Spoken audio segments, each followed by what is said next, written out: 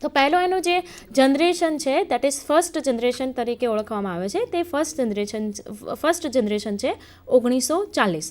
એટલે કે 1940માં તમારું ફર્સ્ટ જે કમ્પ્યુટર છે એ ડેવલપ કરવામાં આવેલું. પણ તેની જે સાઇઝ જોઈએ તો એ કમ્પ્યુટર જે જનરેટ થયેલું તે કમ્પ્યુટરમાં કોઈ ઓપરેટિંગ સિસ્ટમ નથી, ના તો કોઈ પ્રોગ્રામિંગ લેંગ્વેજીસ હતી.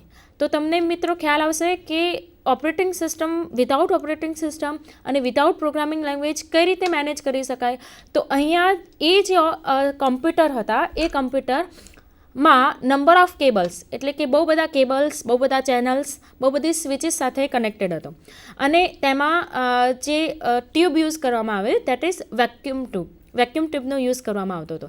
તમે જે નેક્સ્ટ ડાયાગ્રામમાં જોઈ શકો છો કે તે કઈ રીતે લુકિંગમાં હતા. તો જે ફર્સ્ટ જનરેશનના જે પીસી હતા, ઠીક છે, તે તમે જોઈ શકો કે એક રૂમ કરતાં પણ મોટી સાઇઝના પીસી છે અને તેમાં તેને ઓપરેટ કરવા માટે એક નહીં પરંતુ ઘણા બધા વ્યક્તિઓની જરૂર પડતી. અને અહીંયા નંબર ઓફ કેબલ્સ, અહીંયા તમે જોઈ શકો છો કે ઘણા બધા વાયર્સ અને કેબલ્સ તમે જોઈ શકો છો. અને તે ઓપરેટ એટલે અહીંયા નંબર ઓફ સ્વિચીસ પણ અવેલેબલ હતી કે જેથી તમે તમારા જે ટાસ્ક છે એ પરફોર્મ કરી શકો. તો વિદ્યાર્થી મિત્રો તમને ખ્યાલ આવશે કે આમાં આ જે છે એને મેનેજ કરવું કેટલું ડિફિકલ્ટ રહેતું હશે, કારણ કે અહીંયા આની સાઇઝ ઘણી જ મોટી હતી. અને આપણે જોઈ શકીએ કે એ જે 1940 પછી જે 1943માં જે કમ્પ્યુટર ડેવલપ કરવામાં આવ્યું તેનું નામ હતું electronic numerical integrator and computer, જે યુએસમાં ડેવલપ કરવામાં આવેલું. પણ તેનું જે વેટની વાત કરીએ, વજનની વાત કરીએ તો તેનું વજન હતું 30 ટન્સ, એટલે 30,000 કિલોગ્રામ થી પણ વધારે, 30,000 એપ્રોક્સિમેટલી 30,000 કિલોમીટર. એટલે તમે જોઈ શકો કે કેટલું લાર્જ હશે. તેમજ તેની હાઇટ કંઈક 8 ફીટ કરતાં પણ વધારે હતી. તેમજ તેમાં જે વેક્યુમ ટ્યુબનો યુઝ કરવામાં આવેલો તે 18,000 જેટલી વેક્યુમ ટ્યુબ્સ યુઝ કરવામાં આવેલી હતી. હવે તમે જોઈ શકો છો આ જે ડાયાગ્રામ છે તેમાં એક વ્યક્તિ જે છે એ ઘણા બધા કોડિંગ્સ, મતલબ કે એ કોડિંગ્સ કઈ રીતના થતું હશે તો એમાં કેબલ કનેક્શન દ્વારા કોડિંગ થતું હતું. અને જે પણ ઇનપુટ આપવું હોય તો ઇનપુટ એને પંચ કાર્ડ છે, પેપર ટેપ્સ છે, સ્વિચીસ અને વાયરથી ઇનપુટ્સ આપવામાં આવતું હતું. અને જે પણ આઉટપુટ જનરેટ એનાથી આઉટપુટ જનરેટ થતું હતું. પણ એ ઘણું ડિફિકલ્ટ હતું, કારણ કે મેનેજ કરવું જ ઘણું ડિફિકલ્ટ છે, તેમ ડાયાગ્રામમાં જ આપણે જોઈ શકીએ છીએ. જે બીજી જનરેશનની જો વાત કરીએ તો બીજી જનરેશન જે છે તે છે 1950થી 1960નો ગાળો. તો તેમાં લિટલ બિટ ઇમ્પ્રુવમેન્ટ આપણે કહી શકીએ 1940 કરતાં, કારણ કે એમાં જે વેટ છે, વેટની જો હું કમ્પેરિઝન કરું તો વેટમાં એ થોડુંક વી કેન સે લાઇટ વેટનું હતું, પણ તેની સાઇઝ પણ ઘણી મોટી હતી. અને તે જે કમ્પ્યુટર યુઝ થતા હતા તે કમ્પ્યુટર્સને આપણે કહી શકીએ મેઇન ફ્રેમ કમ્પ્યુટર્સ. તો મેઇન ફ્રેમ કમ્પ્યુટર્સ એટલે કે એવા કમ્પ્યુટર્સ કે જેમાં એટ અ ટાઈમ એક જ જોબ એટલે એક જ ટાસ્ક પરફોર્મ થઈ શકે છે. હવે મેઇન ફ્રેમ કમ્પ્યુટર્સનો મેઇન યુઝ શાના માટે હતો? જેમ કે વસ્તી ગણતરી કરવી હોય, કંઈક ટેમ્પરેચર માપવું હોય, તો એવા બધા જે ટાસ્ક છે, તેમજ ગવર્મેન્ટ ઓર્ગેનાઇઝેશન્સમાં જે ક્રિટિકલ એપ્લિકેશન્સ છે જેમ કે વસ્તી ગણતરી કરવી, એ બધા ટાસ્ક પરફોર્મ કરવા માટે આ મેઇન ફ્રેમનો યુઝ કરવામાં આવતો હતો. પણ તેની પણ સાઇઝ ઘણી જ લાર્જ હતી. અગર કમ્પેર કરીએ તો કમ્પેર કરવામાં 1940થી 50 વચ્ચેના જે પીસી હતા, કમ્પ્યુટર હતા, એ કમ્પ્યુટર કરતાં ઓછી સાઇઝના હતા, લાઇટ વેટેડ. પણ વેટ પર્સનલ કમ્પ્યુટર એટલે કે અત્યારના જે કમ્પ્યુટર છે એના કરતાં તો હેવી જ હતા. હવે એનો લુકિંગ કઈ રીતના હશે તો એનો લુકિંગ કંઈક આ રીતનો હતો. તમે કમ્પ્યુટર સ્ક્રીન પર જોઈ શકો છો કે મોટા જે કપબોર્ડ છે, કપબોર્ડની સાઇઝથી પણ વધારે એ મેઇન ફ્રેમનો યુઝ કરવામાં આવતો હતો. તે પણ તમે જોઈ શકો છો કે નંબર ઓફ વાયર્સ અને કેબલ્સ પણ અહીંયા તો છે જ, પણ કમ્પેર ટુ દેટ પીસી અહીંયા જે કેબલ્સનો જે નંબર ઓફ કેબલ્સ ઓછા વાપરવામાં આવતા હતા. જે ત્રીજી જનરેશન જે કહીએ તે છે 1960થી 1970ની વચ્ચેનો ગાળો. તો તે જે સિસ્ટમ હતી તે સિસ્ટમને ડિફાઇન કરીએ તો એ ડિફાઇન કરવામાં આવતી હતી બેચ પ્રોસેસિંગ સિસ્ટમ.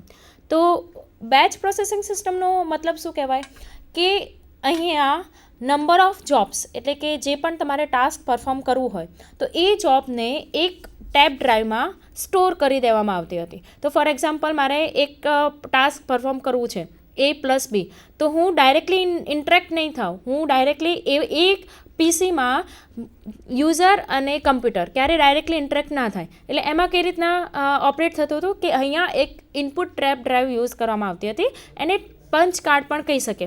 એ પંચ કાર્ડમાં તમારી જે પણ સિક્વન્સ છે, જે પણ જોબ છે એ બેચીસની અંદર સ્ટોર કરવામાં આવતી હતી અને એ ટેપ ડ્રાઈવને આપણે ઇનપુટ કરવામાં આવતા હતા, લોડ કરવામાં આવતા હતા કમ્પ્યુટરની અંદર. હવે તેનો મતલબ કે વ્યૂ કઈ રીતના હશે તો તમે ડાયાગ્રામમાં જોઈ શકો છો કે અહીંયા વી હેવ આપણી પાસે 3 પીસી છે, that is batch processing system. અને એ માં તમે જોઈ શકો કે દરેક વ્યક્તિ પાસે તમે જે વચ્ચેનો ડાયાગ્રામ છે એમાં જોઈ શકો કે ઇનપુટ ટેપ ડ્રાઈવનો યુઝ કરવામાં આવતો હતો અને આ ટેપ ડ્રાઈવમાં જે પણ જોબ તમારે પરફોર્મ કરવી હોય એ જોબને આ ટેપ ડ્રાઈવમાં સ્ટોર કરવામાં આવતી હતી અને એ સ્ટોર કરીને ઇનપુટ ટેપ ડ્રાઈવ લોડ કરવામાં આવશે સિસ્ટમ સાથે અને જે પણ આઉટપુટ જે જનરેટ થશે તે આઉટપુટ આવશે આઉટપુટ ટેપની અંદર. તો અહીંયા આપણે કહી શકીએ કે હું જેમ કમ્પ્યુટર સાથે ઇન્ટરેક્ટ છું અત્યારે એવી રીતના યુઝર અને કમ્પ્યુટર સિસ્ટમનું ક્યારેક ડાયરેક્ટ ઇન્ટરેક્શન નહોતું. જે પણ તેની જોબ પરફોર્મ કરવી હોય એ જોબ એને કોઈ કાર્ડ રીડર અથવા તો ઇનપુટ ટેપ ડ્રાઈવમાં સ્ટોર કરવામાં આવતી હતી અને જે પણ રિઝલ્ટ આવતું તે આઉટપુટ ટેપ ડ્રાઈવમાં આઉટપુટ જનરેટ થતું હતું. બીજી જે જનરેશન છે તે 1970ની જનરેશન, તેને આપણે કહી શકીએ પર્સનલ કમ્પ્યુટર. પર્સનલ કમ્પ્યુટર એટલે કહી શકીએ પીસી. 1970માં જે કમ્પ્યુટર આવ્યા તેને આપણે 4th જનરેશન કહી શકીએ. હવે આપણે એમ કહી શકીએ કે ઓપરેટિંગ સિસ્ટમની શરૂઆત 1970 મતલબ કે પર્સનલ કમ્પ્યુટરમાંથી ફર્સ્ટ ઓપરેટિંગ સિસ્ટમ ઇન્સ્ટોલ કરવામાં આવેલું. તેમાં number of circuits, number of chips, operating system, number of resources અને તેની જો સાઇઝની કમ્પેરિઝન કરીએ તો સાઇઝમાં compare to other generations computer એટલે બીજા જે જનરેશનના કમ્પ્યુટર કરતાં 1970ના પર્સનલ કમ્પ્યુટરના ઘણું લાઇટ વેટેડ હતું અને તેમાં આપણે જોઈ શકીએ કે અહીંયા નંબર ઓફ સર્કિટ્સ યુઝ થતા હતા, number of flip flops, chips, operating systems આવા પર્સનલ કમ્પ્યુટરમાં આવેલી. હવે એનો વ્યૂ તમે જોઈ શકો, એક ક્લિપ આર્ટ છે. ક્લિપ આર્ટમાં અહીંયા આ એક આપણે કહી શકીએ કે પર્સનલ કમ્પ્યુટર છે, તેમાં મોનિટર, સીપીયુ, કીબોર્ડ અને માઉસ જે આપણે અત્યારે જે કમ્પ્યુટર સાથે કામ કરીએ છીએ તે પર્સનલ કમ્પ્યુટર છે. પણ પર્સનલ કમ્પ્યુટરમાં અત્યારના જે જનરેશન છે ફ્રોમ મતલબ 1970થી અત્યારની જનરેશનની જો વાત કરું તો પર્સનલ કમ્પ્યુટર પણ ઇન્ટ્રોડ્યુસ થયા. એના પછી તેની સાઇઝમાં ચેન્જીસ થતા રહ્યા. જેમ કે અત્યારે લેપટોપ છે, પામટોપ છે, નોટબુક છે, સબ નોટબુક છે અને જો લેટેસ્ટ ટેબ્લેટ છે અને જો લેટેસ્ટ વાત કરું તો મોબાઈલમાં પણ અત્યારે હવે આપણે computer as a computer use થઈ શકે. અને કમ્પ્યુટર મતલબ કે જેમ કમ્પ્યુટર સિસ્ટમ મતલબ પીસીમાં પણ જેમ ઓપરેટિંગ સિસ્ટમ હોય છે તેમ મોબાઈલ સિસ્ટમમાં પણ ઓપરેટિંગ સિસ્ટમનો યુઝ થવા લાગ્યો છે. જેમ કે એન્ડ્રોઈડ જે છે તે મોસ્ટ પોપ્યુલર મતલબ કે એકદમ ફેમસ જે છે જે નોકિયા અને સેમસંગ ઘણા બધા આપણે મોબાઈલમાં જોવા મળે છે તે ઓપરેટિંગ સિસ્ટમ છે એન્ડ્રોઈડ ઓપરેટિંગ સિસ્ટમ. હવે જો વાત કરીએ, આ વાત થઈ મિત્રો હિસ્ટ્રી મતલબ કે આપણે જોઈ શકીએ કે એક લાર્જ મતલબ કે એક રૂમની સાઇઝના પીસીથી એ પીસીની સાઇઝ એકદમ નાની થવા લાગી છે. એટલે કે હવે મોબાઈલના સાઇઝના પીસી આવે છે અને એને પણ ઓપરેટ કરવા માટે એટલે કે એ નાનકડા પીસીમાં પણ આપણે નંબર ઓફ એપ્લિકેશન્સ એક્ઝિક્યુટ કરી શકીએ છીએ, રન કરી શકીએ છીએ. હવે તો આ જે ઓપરેટિંગ સિસ્ટમ જે છે એ ઓપરેટિંગ સિસ્ટમ આપણા કમ્પ્યુટરમાં કઈ સર્વિસીસ પૂરી પાડે છે. એટલે હવે જે હું તમને વાત કરી રહી છું એ હું સર્વિસીસ વિશે થોડી માહિતી પૂરી પાડીશ કે કઈ સર્વિસીસ એટલે કે જ્યારે પણ તમે કમ્પ્યુટર સ્વિચ ઓન કર્યા પછી શું ઓપરેટિંગ સિસ્ટમનું મેઇન ટાસ્ક શું છે. તો જેમ મેં તમને કીધું કે જ્યારે પણ તમે કમ્પ્યુટર સ્વિચ ઓન કરો છો તો અમુક સિસ્ટમ પ્રોગ્રામ્સ લોડ થાય છે મેઇન મેમરીમાં. એટલે કે તમારી જે મેઇન મેમરી છે એ 2 પાર્ટમાં ડિવાઈડ હોય છે. એક તો યુઝર પ્રોગ્રામ માટે અને બીજી છે સિસ્ટમ પ્રોગ્રામ માટે. સિસ્ટમ પ્રોગ્રામ એટલે કે એવા પ્રોગ્રામ જે સિસ્ટમને મેનેજ કરે, એટલે કે જે આપણે વાત કરી ઓપરેટિંગ સિસ્ટમની. એટલે ઓપરેટિંગ સિસ્ટમની જે કેટેગરી છે તે સિસ્ટમ પ્રોગ્રામ છે. એટલે કે ઓપરેટિંગ સિસ્ટમ લોડ થાય છે મેઇન મેમરીમાં, એટલે એ આપણે કહી શકીએ બુટિંગ પ્રોસેસ. એટલે કે જ્યારે સ્વિચ ઓન કરીશું ત્યારે એક બુટિંગ પ્રોસેસ થાય છે અને એ બુટિંગ પ્રોસેસમાં ઓપરેટિંગ સિસ્ટમ મેઇન મેમરીમાં લોડ થાય છે. એટલે ઘણા ખરા સિસ્ટમ પ્રોગ્રામ્સ લોડ થાય છે. અને બીજો જે પાર્ટ છે મેઇન મેમરીનો, જે બીજો પાર્ટ છે, એક પાર્ટ છે સિસ્ટમ પ્રોસેસનો અથવા તો સિસ્ટમ પ્રોગ્રામનો, અને જે બીજો પાર્ટ છે તે છે યુઝર પ્રોગ્રામનો. એટલે કે યુઝર જે પ્રોગ્રામ સાથે કામ કરે, જે ફાઇલ સાથે કામ કરે છે, એ ફાઇલ્સને ફાઇલ સ્ટોર થશે મેઇન મેમરીના યુઝર પાર્ટની અંદર, બરાબર. એટલે હવે કઈ સર્વિસીસ પૂરી પાડે છે તો એમાં પણ સિક્વન્સ છે. તો ફર્સ્ટ છે એમાં program execution. So what is program execution? તો જે મેં વાત કરી કે જ્યારે પણ કોઈ પણ પ્રોગ્રામને એક્ઝિક્યુટ કરવો હોય તો એ પ્રોગ્રામને મેઇન મેમરીમાં લોડ થવું જોઈએ. એટલે કે તમારો નોર્મલ પ્રોગ્રામ ક્યાં હશે? સેકન્ડરી મેમરીમાં. હવે સેકન્ડરી મેમરીમાંથી જ્યારે પણ તમે કોઈ પણ પ્રોગ્રામને એક્ઝિક્યુટ કરો એટલે એ લોડ ક્યાં થશે? મેઇન મેમરીમાં. તો એ લોડ કરવાનું કામ કોનું છે? ઓપરેટિંગ સિસ્ટમનું. તો ઓપરેટિંગ સિસ્ટમ તમારા પ્રોગ્રામને મેઇન મેમરીમાં લોડ પણ કરશે અને એક્ઝિક્યુટ પણ કરશે. હવે મિત્રો, તમે જે પ્રોગ્રામ બનાવ્યો, જેમ કે મેં તમને કીધું કે દરેક પ્રોગ્રામિંગ લેંગ્વેજીસના આપણા સિન્ટેક્સ હોય અને રૂલ્સ હોય. હવે એ રૂલ્સને હું બ્રેક કરું, મતલબ કે એ રૂલ્સ હું ફોલો ના કરું, હું મારી રીતના પ્રોગ્રામ્સ બનાવું તો ના ચાલે. એટલે કે એ પ્રોગ્રામિંગ લેંગ્વેજના જે પણ સિન્ટેક્સ રૂલ્સ છે એ મારે ફોલો કરવા જ પડે. તો તમારા જે પ્રોગ્રામ બનાવો છો એમાં એવું પોસિબલ પણ થઈ શકે કે એ પ્રોગ્રામમાં કંઈ એરર પણ હોય. તો જો એરર હશે તો એ એરર ડિસ્પ્લે કરશે. એટલે કે તમારો પ્રોગ્રામ નોર્મલી પણ એક્ઝિક્યુટ થઈ શકે અને એબનોર્મલી. એટલે કે જો એરર હશે તો એબનોર્મલી એક્ઝિક્યુટ થશે, અને જો એરર ફ્રી હશે તો નોર્મલી એક્ઝિક્યુટ થશે. પણ જે પણ એક્ઝિક્યુશનનું કામ છે તે છે ઓપરેટિંગ સિસ્ટમનું. બીજું છે આઈઓ ઓપરેશન. આઈઓ ઓપરેશનનો મિનિંગ થાય છે ઇનપુટ આઉટપુટ ઓપરેશન. એટલે કે ઇનપુટ આઉટપુટ ડિવાઇસને લગતા જે પણ ઓપરેશન છે તે. એટલે કે મેં તમને જેમ વાત કરી કે ઇનપુટ આઉટપુટ ડિવાઇસીસ કયા? તો મોનિટર છે, તમારો કીબોર્ડ છે, માઉસ છે, પ્રિન્ટર છે, સ્કેનર છે, એ બધા ઇનપુટ આઉટપુટ ડિવાઇસ કહેવાય. તો એ ઇનપુટ આઉટપુટ ડિવાઇસ સાથે હું જે પણ ઓપરેશન કરું, ફોર એક્ઝામ્પલ હું માઉસથી કોઈ પણ ક્લિક કરું, કીબોર્ડથી કંઈ ડેટા એન્ટ્રી કરું છું, પ્રિન્ટરથી સપોઝ હું કંઈ પ્રિન્ટ આઉટ નીકાળું છું, સ્કેનરથી કોઈ ઇમેજને સ્કેન કરું છું.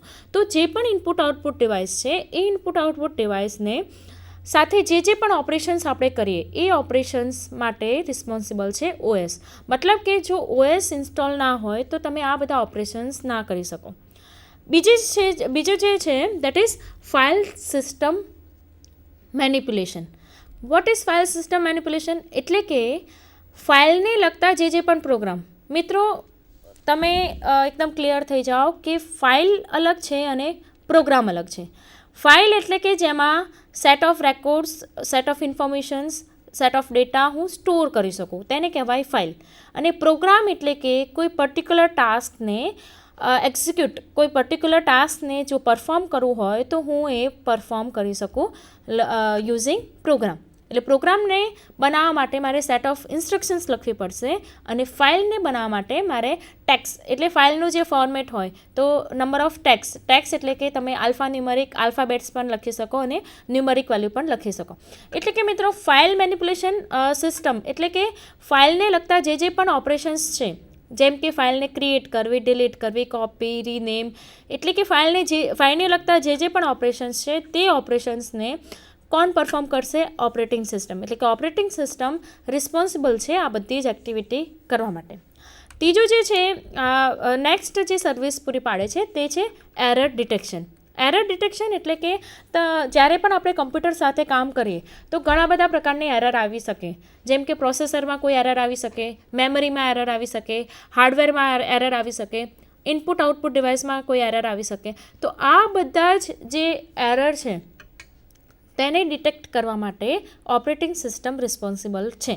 એટલે કે ફોર એક્ઝામ્પલ સપોઝ કોઈ પ્રોગ્રામ તમે સેવ કરો છો અને એ સેવ કરવા માટે તમારી પાસે તમારા સિસ્ટમમાં ઇનફ સ્પેસ નથી, તો એક એપ્રોપ્રિએટ મેસેજ આપશે કે you have not enough space on your disk. તે એ એપ્રોપ્રિએટ મેસેજથી યુઝરને ખ્યાલ આવે છે કે આ એરર શાની છે અને શા કારણથી આવી છે, અને એ એરરને ફક્ત ડિટેક્ટ કરશે. સોલ્વ કરવાનું કામ યુઝરનું છે. એટલે યુઝર અકોર્ડિંગ ટુ એરર એ એરરને સોલ્વ કરશે. બીજી જે સર્વિસ છે તે છે રિસોર્સ અલોકેશન. હવે રિસોર્સ અલોકેશન એટલે શું?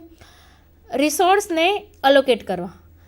નોર્મલી જ્યારે તમે સિંગલ યુઝર, એટલે કે જો તમારી system single user operating system હોય, હવે તમને કદાચ ક્વેશ્ચન થશે કે સિંગલ યુઝર ઓપરેટિંગ સિસ્ટમ એટલે શું? તો અત્યારે આ જે સર્વિસીસ કમ્પ્લીટ થયા પછી આપણે ઓપરેટિંગ સિસ્ટમના ટાઈપ વિશે જાણીશું. તો અત્યારે હું તમને બતાવી દઉં કે સિંગલ યુઝર એટલે કે એક સિસ્ટમ સાથે ફક્ત એક જ યુઝર ઇન્ટરેક્ટ કરી શકે, અને મલ્ટી યુઝર એટલે કે એક સિસ્ટમ, એટલે કે અહીંયા આપણી પાસે એક જ સિસ્ટમ, એક જ પ્રોસેસર છે અને તેની સાથે ઘણા બધા ટર્મિનલ્સ એટલે ઘણા બધા મોનિટર્સ કનેક્ટેડ છે, તો તેને કહેવાય મલ્ટી યુઝર અથવા તો મલ્ટિપલ યુઝર્સ ઓપરેટિંગ સિસ્ટમ. તો મલ્ટિપલ યુઝર એટલે કે મલ્ટિપલ યુઝર્સ એક જ સિસ્ટમ એટલે એક જ ઓપરેટિંગ સિસ્ટમ સાથે કામ કરી શકશે. તો હવે જ્યારે મલ્ટિપલ યુઝર એકસાથે કામ કરતા હોય અને મલ્ટિપલ યુઝર્સની જે પણ રિસોર્સ અલોકેશન છે, જેમ કે મેમરી છે, ઇનપુટ આઉટપુટ ડિવાઇસીસ છે, બરાબર. હવે ફોર એક્ઝામ્પલ હું તમને એક એક્ઝામ્પલ આપું કે અહીંયા આપણી પાસે 3 યુઝર હોય અને ત્રણેય યુઝર એક જ ઓપરેટિંગ સિસ્ટમ સાથે કનેક્ટેડ હોય. તો હવે ત્રણેય યુઝરને એક જ આઉટપુટ ડિવાઇસ જોઈએ છે, તે છે પ્રિન્ટર. મતલબ કે ત્રણેય યુઝર એક જ રિક્વેસ્ટ આપે છે કમ્પ્યુટરને અને પ્રિન્ટઆઉટ, એટલે કે ત્રણેય યુઝરને સેમ ટાઈમ પર એક જ પ્રિન્ટરની રિક્વાયરમેન્ટ છે. તો હવે ઓપરેટિંગ સિસ્ટમ, કારણ કે આ ત્રણેય યુઝર એક જ ઓપરેટિંગ સિસ્ટમ સાથે કામ કરી રહ્યા છે, તો આ ઓપરેટિંગ સિસ્ટમ